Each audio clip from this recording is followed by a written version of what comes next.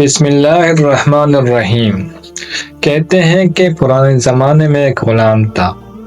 ایک دن وہ کام پر نہ گیا تو اس کے مالک نے سوچا کہ مجھے اس کی تنخواہ میں کچھ اضافہ کر دینا چاہیے تاکہ وہ اور دل جمی سے کام کرے اور آئندہ غائب نہ ہو۔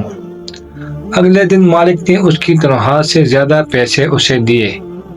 اس نے خاموشی سے رکھ لیے، لیکن کچھ دنوں بعد وہ دوبارہ غیر حاضر ہوا تو اس کے مالک نے غصے میں آ کر اس کی تنخواہ میں کیا گیا اضافہ ختم کر دیا اور اس کو پہلے والی تنخواہ ہی دی۔ غلام نے اب بھی خاموشی اختیار کی اور کچھ نہ بولا۔ تو مالک نے کہا، جب میں نے اضافہ کیا تو تم خاموش رہے، اور اب جب کمی کی تو پھر بھی خاموش ہو، آخر کیوں؟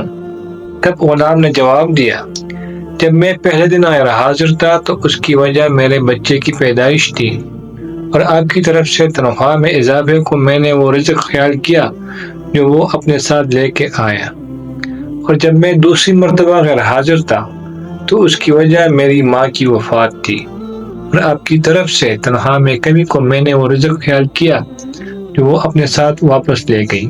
پھر میں اس رزق کے خاطر کیوں پریشان ہوں جس کا ذمہ خود اللہ نے اٹھایا ہوا ہے؟